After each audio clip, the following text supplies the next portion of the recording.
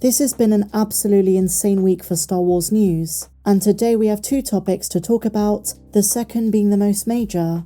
But we begin with some more Star Wars movie news. Following her recent comments, Daisy Ridley has given another interview, this time with Allociné, and she's opened up a little bit more about what to expect from the Rey Skywalker movie, the one which may or may not be delayed. The biggest takeaway from her own words is that based on what she knows, the new Jedi Order movie is going to take the Star Wars franchise in a new direction. Here is her direct quote. "I think it's a really fantastic exploration of the Star Wars world. It's a really cool way of taking the story on in a bit of a different direction." In the interview, Daisy Ridley points out that often there is a bit of an echo chamber online. All of the negative discourse you see isn't always shared by most fans. Online backlash has always been a part of the Star Wars fandom, long before the sequel trilogy even arrived on the scene. But I would say under Disney we're more divided than ever before. It's easy to see why fans might say, this new direction might not be what we want, based on recent controversies, but considering we know nothing of the plot, it's pretty hard to know. In other quick Star Wars updates before we get to the big news of the day, is it finally happening? Godzilla -1 director Takashi Yamazaki recently said a major dream of his is to direct a Star Wars film, and considering the positive reception to this movie, Star Wars fans have been clamoring behind the idea as well. But now there is a new, solid indication this dream might be realized sooner than we think.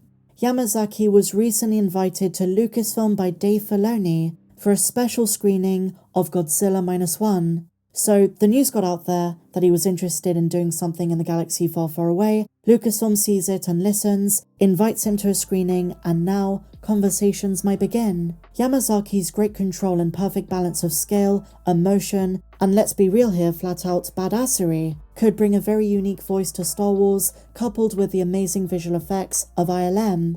The insane, imaginative collaboration between these two parties. And as his film so rightly proved, you don't need $200 million to tell a big-scale story that is this impressive and anchored by rich characters and relatable themes.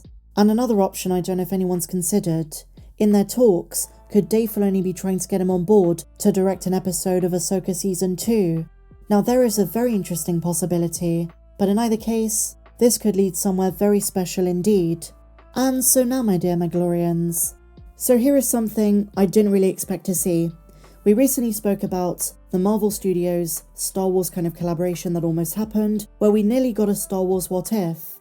Well, according to Scooper and Leaker, whatever you want to call him, Daniel RPK, a Star Wars What If is in the works. This could just be a coincidence. Brian Andrews recently came out and said this is something he pitched to Kevin Feige, and he said no. So maybe this is just a guess from Daniel, based on things we've been hearing all around pop culture spaces. But considering there is a rumour that Tales of the Jedi is going to get more spin-offs like Tales of the Sith, Lucasfilm might be in a position where they're starting to explore pushing the boundaries of what they can do in animated form, outside of the linear shows that connect to the wider saga, anthology series like Visions, Tales of the Jedi, and maybe even stuff like this, a Star Wars What If.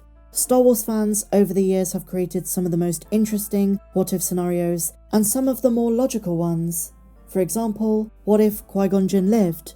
What if Anakin never turned to the dark side? What if Anakin liked sand? What if Anakin was redeemed on Mustafar? What if Jar Jar Binks was the Sith pulling the strings? And I know some of you will say, well Meg, that's not a what if, that's a fact.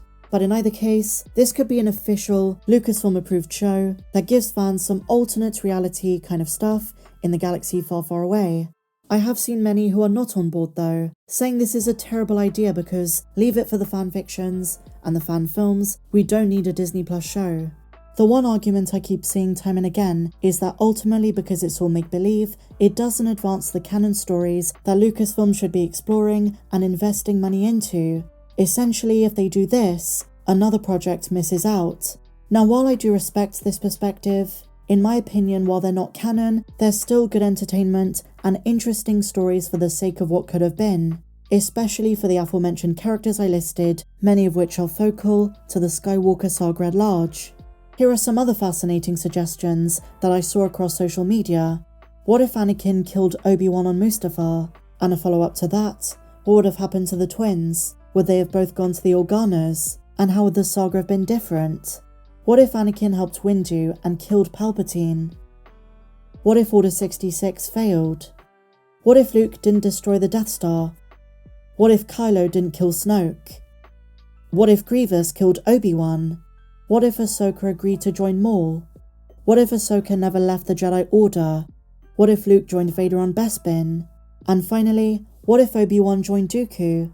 Now this rumour ties into some official Star Wars news by contrast, which has raised a few eyebrows. The summer LEGO set of 2024 is a very bizarre idea called Evil Millennium Falcon. The minifigures include Darkseid Rey, Darth Vader in a white outfit very similar to Ultimate's Darth Vader, Evil C-3PO, Evil Chewbacca, and a Gungan in a blue outfit.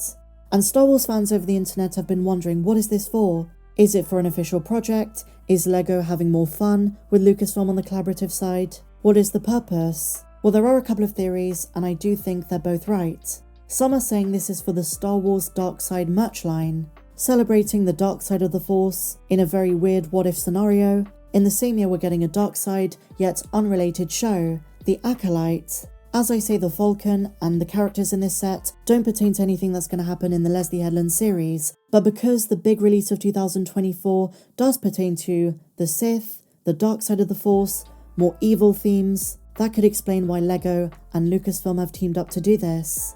And the reason it ties back to the previous rumour is because these really are what-if scenarios. Chewie and 3PO are not bad guys, Rey never gave in to her dark side vision. It's a very low chance, but you never know if this does connect to some kind of announcement for a what-if. But what I'm saying is there is no shortage of insane twists that creators and directors at Lucasfilm could put into a Star Wars series where anything goes. If it does happen, it is no doubt going to be animated, and the format could allow creators to explore big concepts without risking some kind of box office flop or too much backlash, because at the end of the day, it's all hypothetical and not canon.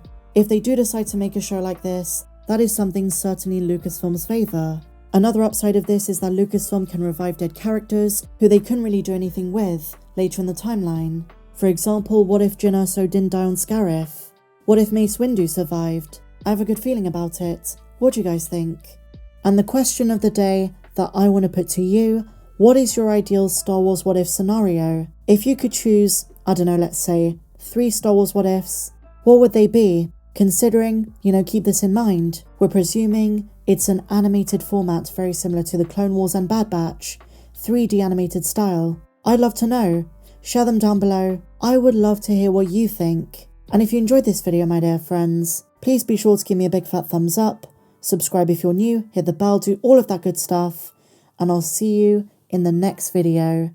May the Force be with you, always.